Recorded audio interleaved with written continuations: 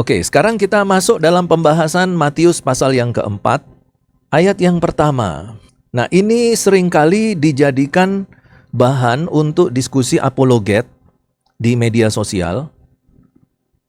Dan kebanyakan ayat ini dipakai untuk menyerang iman Kristen. Nah, jadi karena itu sekaligus kita bahas dan juga membantu memberi jawaban kepada teman-teman yang mempersiapkan diri untuk diskusi apologet. Kita baca di Matius pasal 4 ayat 1, maka Yesus dibawa oleh Roh ke padang gurun untuk dicobai iblis. Nah, pertanyaan yang paling sering muncul adalah begini, kenapa roh Allah membawa Yesus, lalu yang bekerja pada waktu itu bukan roh Allah tapi roh iblis?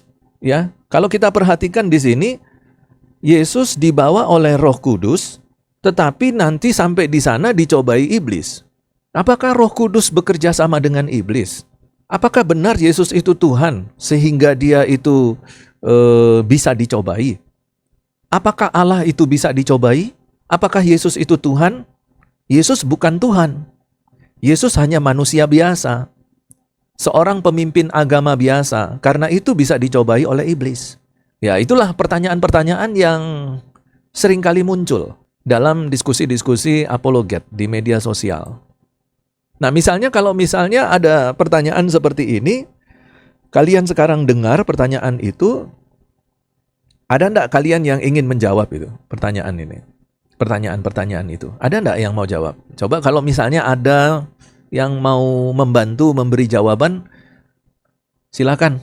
Iya. Nah, saya akan memberikan dulu satu analisa berdasarkan tata bahasa Yunani untuk ayat ini, supaya nanti kita itu bisa semakin yakin gitu ya, bahwa apa yang saya sampaikan itu betul-betul berdasarkan penggalian Alkitab, ya, bukan berdasarkan opini atau spekulasi gitu ya. Nah, kalau kita perhatikan di sini, ho Yesus tote anexte ya eis ten hemeron hupo tu pneumatos. Kemudian ada peirastenai hupo tu diabolu. Nah, jadi kalau kita perhatikan anexte itu adalah aorist indikatif pasif, dipimpin. Nah, kita lihat di sini bahwa ada istilah dipimpin. Nah, kalau di dalam Injil Matius memakai istilah dibawa, ya. Maka Yesus dibawa oleh Roh. Nah, untuk Markus itu memakai dipimpin. Dan juga sebenarnya di dalam penggunaan bahasa Yunaninya, anexte itu lebih cenderung kepada pengertian dipimpin. Jadi Yesus ini sebagai subjek kalimat, dia dibawa. Dibawa oleh siapa? Oleh Roh Kudus. Hupo tu pneumatos. Jadi di sini hupo tu pneumatos itu Roh Kudus. Ya. Jadi Roh Kudus membawa kemana? Eis ten eremon. Ya, bukan hemeron tadi ya, saya salah baca ya. Eis ten emeron. Eremon. Ten eremon. Ini adalah padang gurun. Nah, jadi kalau kita perhatikan di sini bahwa Roh Kudus ini dalam bentuk pasif ya. Kalimat ini dalam bentuk kalimat pasif. Tapi kalau kita menggunakan kalimat aktif, bagaimana bentuk kalimat aktifnya?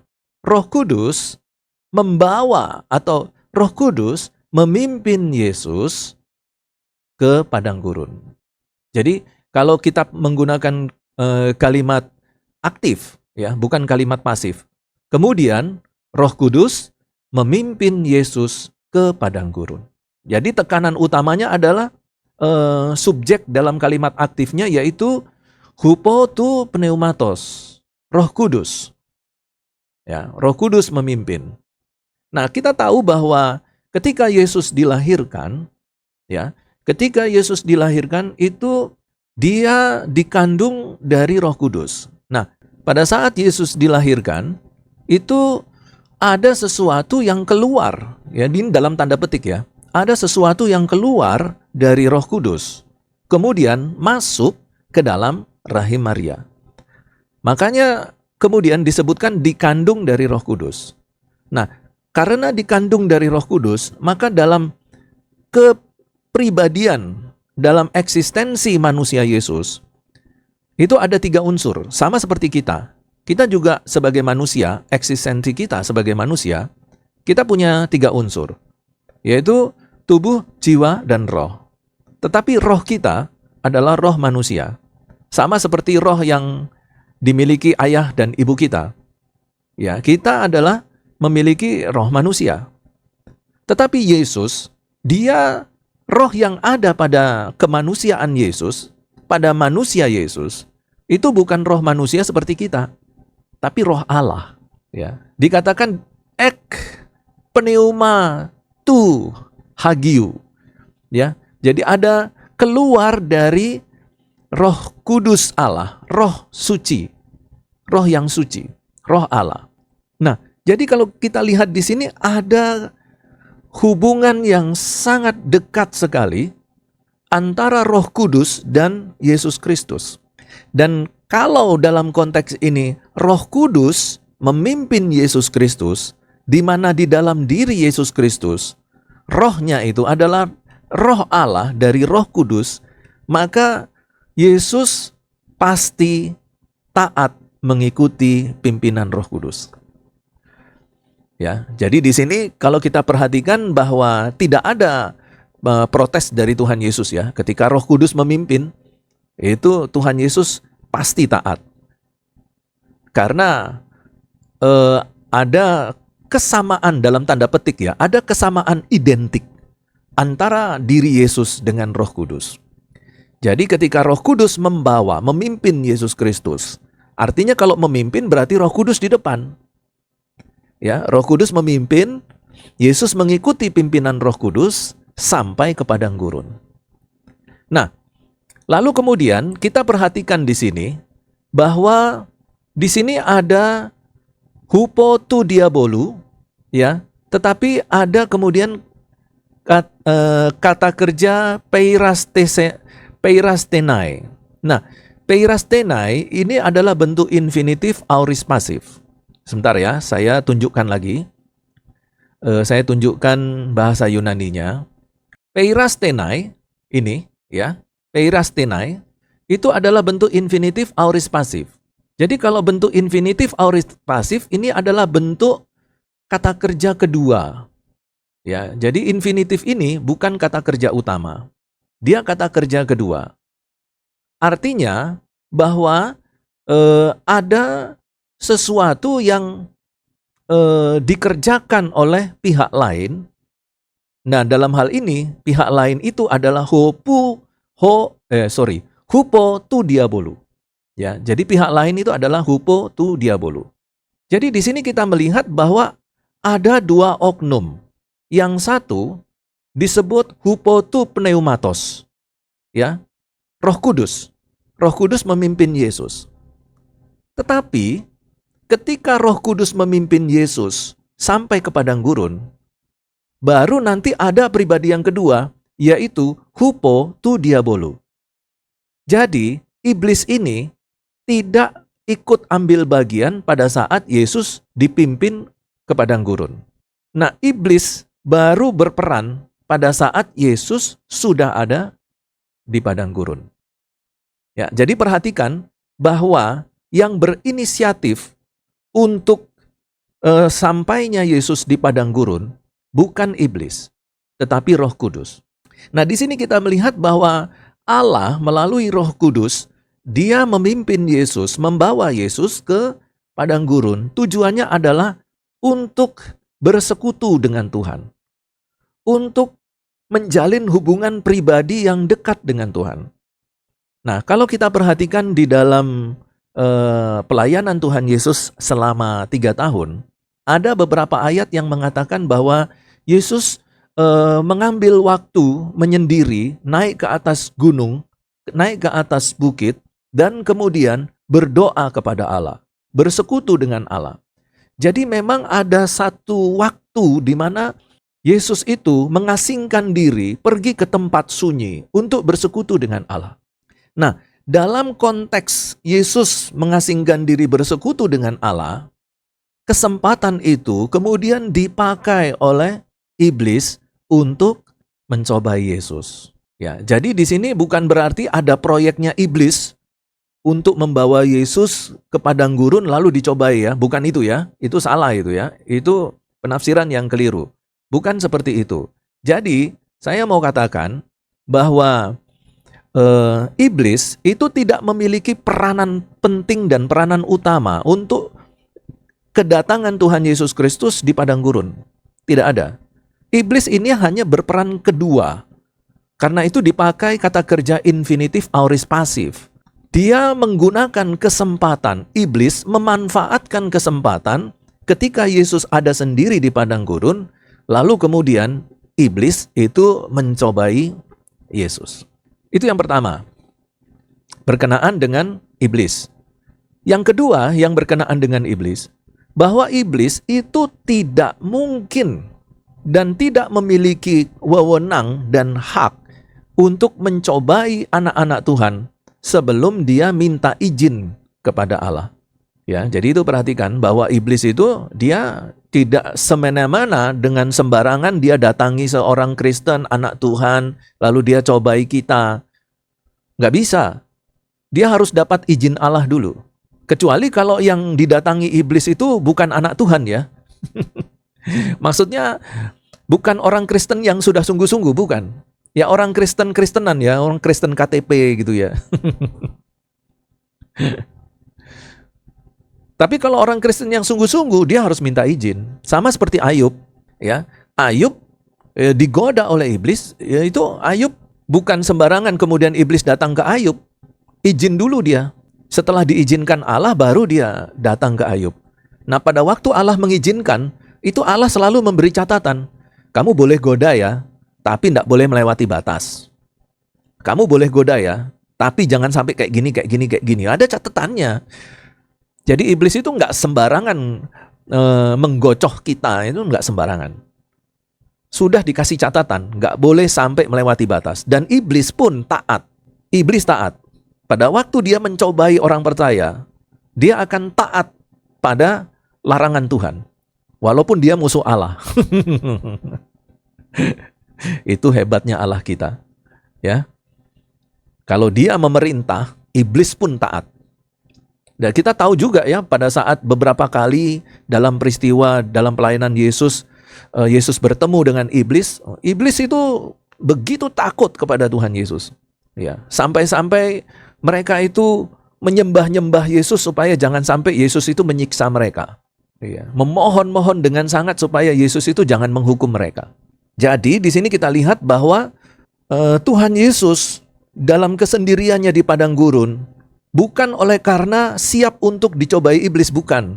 Tetapi iblis menggunakan kesempatan itu untuk mencobai Yesus. Dan iblis juga harus minta izin kepada Allah. Nah, persoalannya kalau iblis minta izin untuk menggocoh Ayub, mencobai Ayub, itu dicatat di dalam Alkitab. Tapi kalau iblis minta izin untuk mencobai Yesus di padang gurun, tidak dicatat di dalam Alkitab. Loh, tapi kenapa Pak Ronald kok bilang begitu? Nah, itu sudah semacam aturan yang Tuhan buat.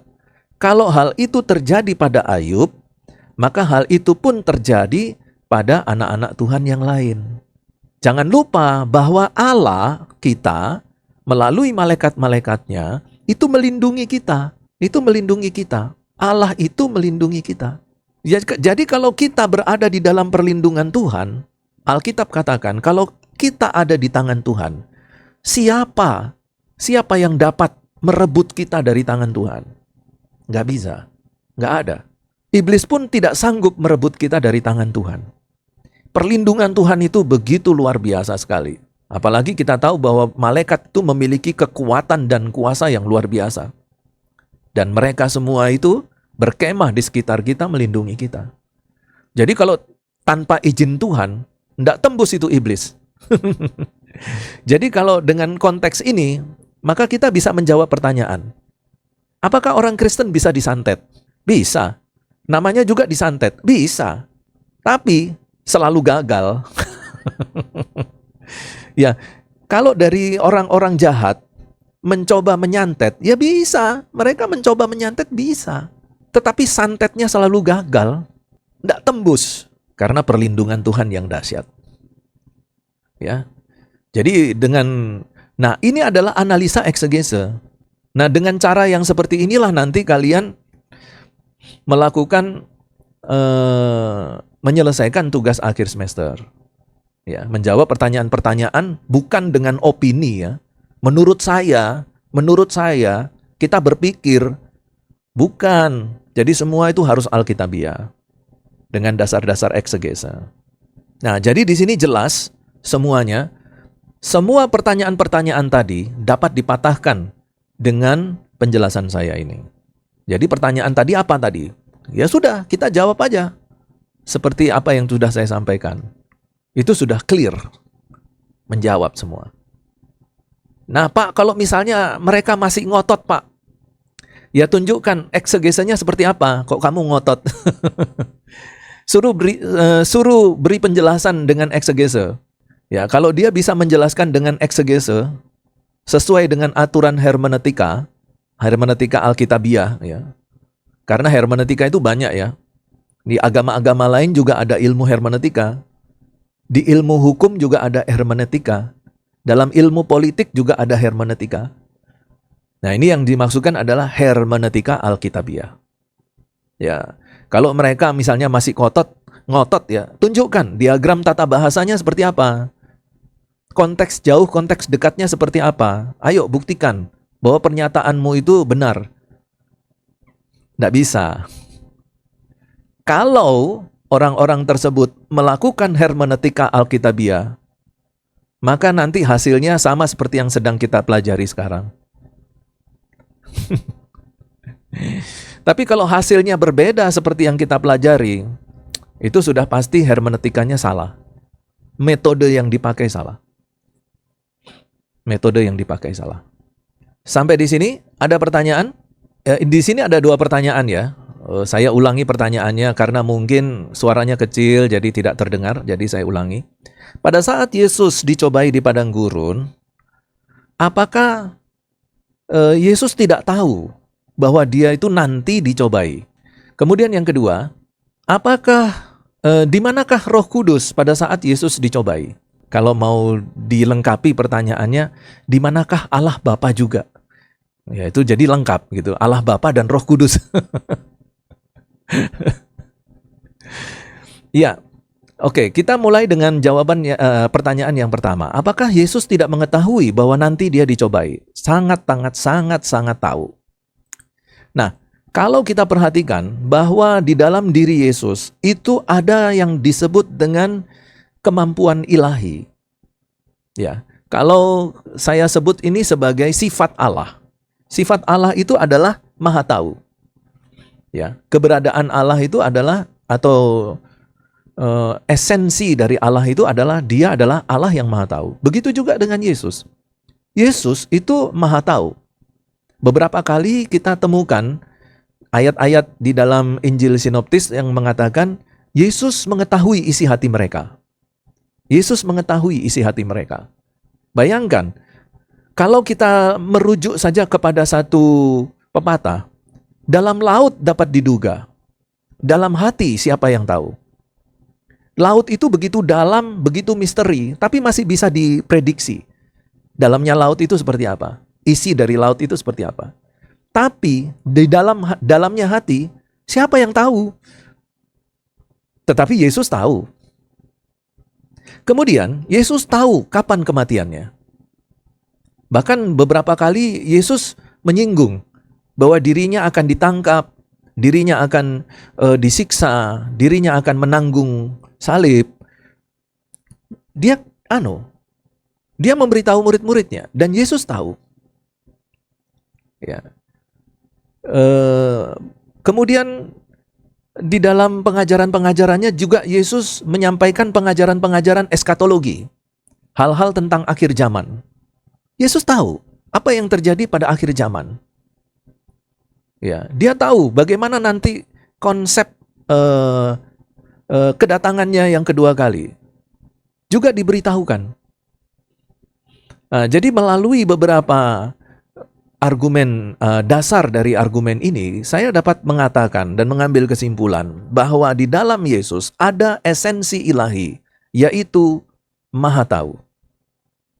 Ya, kemahatauan. Jadi, kalau ditanyakan apakah Yesus tahu, apakah Yesus tidak tahu? Kalau nanti di padang gurun ada iblis yang akan mencobai dia, oh tahu.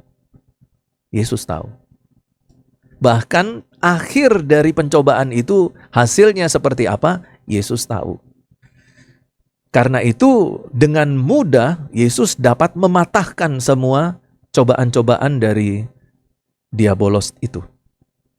Dan dia mengatur jawaban itu sedemikian rupa sehingga betul-betul tidak terbantahkan.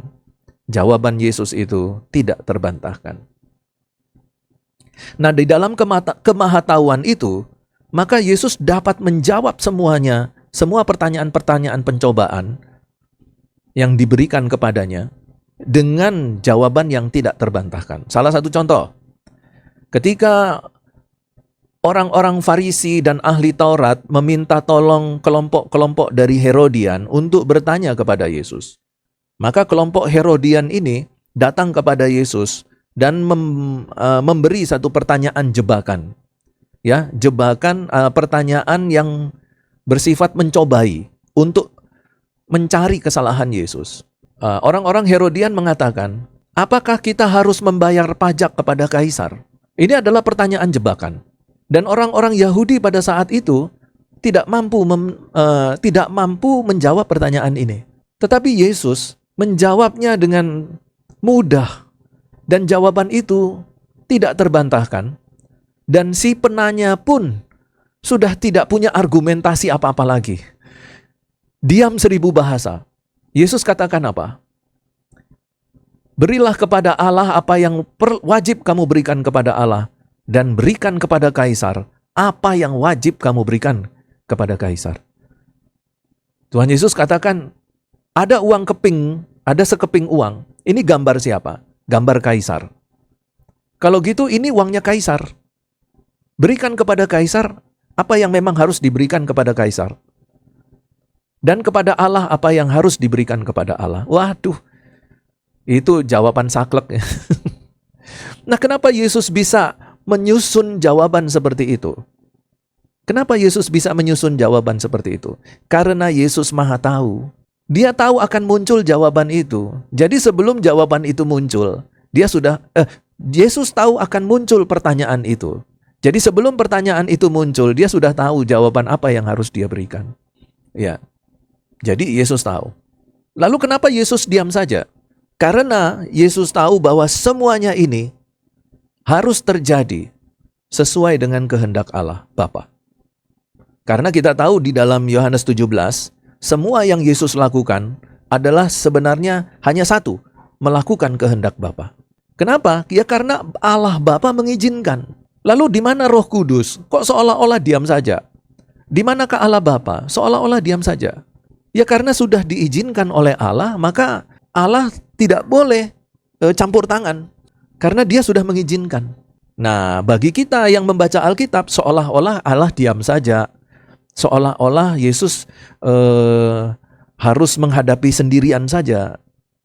Ya, seolah-olah, tapi bukan demikian. Ya, jadi kita tahu bahwa ketika Allah mengizinkan, maka disitulah ada batasan Allah untuk tidak turut campur. Begitu juga ketika Ayub dicobai. Ya, Allah tetap melindungi Ayub. Allah tetap melindungi Yesus.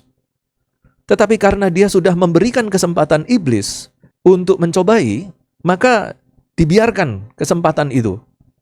Dibiarkan situasi itu. Karena iblis sudah diberikan kesempatan untuk diberikan izin. Kesempatan dan juga izin ya untuk mencobai Ayub, untuk mencobai Yesus. Tetapi di balik semua itu, perlindungan Allah itu tetap ada. Kehadirannya itu tetap ada. Kenapa? Karena ketika Allah memberi izin iblis untuk mencobai anak Tuhan, mencobai Ayub, mencobai Yesus, pasti ada catatannya, ada batasannya. Nah, itu adalah bentuk kehadiran Tuhan. Jadi waktu Ayub dicobai iblis, Allah tetap hadir. Allah ada di pihak Ayub. Ketika Yesus dicobai di padang gurun, Allah hadir, ya. Dan Allah tetap ada di pihak Yesus. Ya, kenapa? Ya itulah salah satunya. Ada catatan-catatan yang tidak boleh dilanggar oleh iblis pada waktu dia mencobai. Nah, apa itu? Ya tidak dicatat di Alkitab. Memang ada yang menafsirkan seperti itu. Saya tidak tahu ya, apakah ada yang menafsirkan seperti itu. Tapi beberapa kali khotbah juga terdengar seperti itu ya, bahwa yang dicobai itu kemanusiaannya, karena Allah tidak bisa dicobai. Nah, kalau ada konsep seperti itu, maka sebenarnya konsep itu adalah konsep yang berdasarkan pada filsafat gnostik modern. Jadi ada yang namanya filsafat gnostik modern, yang seringkali mempengaruhi pola pikir kekristenan. Contohnya begini. Salah satu gnostik modern adalah pandangan tentang surga. Apakah surga itu adalah tempat yang suci? Ya, surga tempat yang suci. Apakah di dalam surga berdiam Allah? Ya, di surga berdiam Allah. Apakah di surga ada dosa? Tidak ada dosa. Di surga tidak ada dosa. Karena surga itu tempat kediaman Allah yang suci. Nah, tapi ternyata Lucifer jatuh dalam dosa di surga. Jadi di surga bisa ada dosa. Nah, jadi konsep dosa, konsep surga tidak boleh ada sedikit pun dosa. Nah, itu namanya gnostik. Gnostik modern. Begitu juga ketika kita mencoba untuk memahami pencobaan Yesus di padang gurun, bahwa tidak mungkin Allah itu dicobai. Ya, berarti kalau yang dicobai saat itu adalah kemanusiaannya. Nah, ini jawaban yang sangat sangat riskan sekali kalau menurut saya. Karena kelemahannya itu sangat terlihat. Kalau kita memisahkan Yesus bekerja sendiri dalam kapasitas sebagai manusia, dan nanti di pihak lain dia bekerja dalam kapasitasnya sebagai Allah, manusianya tidak bekerja. Nah, ini gnostik namanya. Ini filsafat gnostik. Karena apa yang dilakukan Yesus itu selalu bersamaan antara kemanusiaannya dan keilahiannya. Itu selalu bersamaan. Nah, ini saya akan bacakan beberapa salah satu tafsiran dari Robert Jamieson. Robert Jamieson dengan bukunya A Commentary Critical and Expository on the Old and New Testament, bersama dengan beberapa orang ya. Robert, kemudian Fawcett, dan Brown, David Brown. Ini orang-orang teolog-teolog terkenal ini ya. Dia katakan begini. Ada misteri mendalam yang berhubungan dengan pencobaan Tuhan kita. Pasti timbul pertanyaan, mungkinkah dia berbuat dosa? Jika kita menjawab tidak, maka kita harus menghadapi pertanyaan selanjutnya, bagaimana bisa menjadi godaan yang nyata jika dia tidak menyerah? Jika kita menjawab iya, kita dihadapkan pada masalah bagaimana Tuhan yang berinkarnasi bisa berbuat dosa. Jadi pertanyaan yang lebih spesifik sebenarnya begini. Ada pertanyaan yang lebih spesifik dari pertanyaan yang tadi sudah disampaikan. Yaitu apakah pencobaan di padang gurun itu membuktikan bahwa Yesus bisa berdosa? Nah, itu pertanyaan lebih spesifik, lebih tajam lagi itu. Kalau Yesus itu dianggap sebagai manusia yang bisa jatuh di dalam dosa, itulah yang menyebabkan muncul anggapan bahwa Yesus bisa dicobai. Perhatikan, kalau misalnya kita memberi jawab, Yesus dicobai oleh karena kemanusiaannya. Oh, berarti Yesus bisa berdosa dong? Tidak bisa. Yesus tidak bisa berdosa. Kenapa dia tidak bisa berdosa? Karena dia Allah. Nah, kalau kita memisahkan, jawabannya adalah kemanusiaannya sendiri, jawaban yang lain nanti ini dalam kapasitas dia sebagai Allah, ya, tidak dalam kemanusiaannya. Pada waktu hal itu terjadi, manusianya terpisah, lalu Allahnya yang bekerja. Nanti pada saat dicobai, manusianya yang bekerja, Allahnya yang terpisah. Nah, itu sudah berarti kekristenan kita itu sudah dipengaruhi oleh filsafat gnostik. Jawaban-jawaban itu adalah jawaban-jawaban filsafat, jawaban-jawaban kekristenan yang sudah dipengaruhi oleh filsafat gnostik. Jadi, pada saat Tuhan Yesus itu dicobai, dia juga dalam kapasitasnya sebagai Allah sejati 100%, manusia sejati 100%. Nah, jadi di sini dikatakan gini, apakah kalau Yesus itu berpeluang dicobai berarti ada kemungkinan dia bisa jatuh dalam dosa? Kalau ada kemungkinan Yesus jatuh dalam dosa, maka dia bukan Allah. Maka Yesus bukan Allah. Bukan manusia, bukan Allah sejati seperti yang tadi saya sebutkan, manusia sejati dan Allah sejati. Lalu kemudian, tapi kalau kita menjawab bahwa Yesus ya, kalau kita menjawab ya, maka kita dihadapkan pada masalah bagaimana Tuhan kok bisa dicobai. Yang pertama-tama yang penting diingat adalah bahwa Yesus adalah Allah dan Allah tidak dapat berbuat dosa. Jadi yang harus ditekankan bukan persoalan Allah itu bisa dicobai atau tidak, tetapi Allah yang tidak dapat berbuat dosa. Memang benar bahwa dia juga adalah manusia, namun mengatakan bahwa dia itu bisa berbuat dosa sebagai manusia, tetapi tidak sebagai Tuhan, adalah membangun sebuah kasus tanpa landasan Alkitab. Itu yang tadi saya sampaikan. Jadi nggak bisa kita kemudian mengatakan, wah ini kemanusiaannya saja. Hati-hati, kalau kita jawab kemanusiaannya saja, itu berarti secara tidak langsung kita mengatakan bahwa Yesus berpeluang berbuat dosa. Nah, secara Alkitab, Yesus tidak ada berpeluang berbuat dosa, tidak ada. Dia tidak bisa berdosa. Bukan berpeluang berbuat dosa, tidak bisa. Bukan seperti itu maksudnya. Gitu, ya. Nah, jadi kalau misalnya ada penafsiran-penafsiran yang seperti itu, maka kita harus benarkan, harus luruskan bahwa kalau Yesus kemarin, kalau Yesus pada waktu kok kemarin, ini kayaknya harus istirahat ini. Kalau Yesus pada waktu itu dicobai, itu bukan karena ada satu konsep, bukan ada satu program Yesus harus dicobai gitu untuk membuktikan dia bisa berdosa atau tidak. Bukan. Jadi yang pertama-tama yang kita tahu bahwa kedatangan Yesus di padang gurun adalah untuk berhubungan pribadi dengan Allah.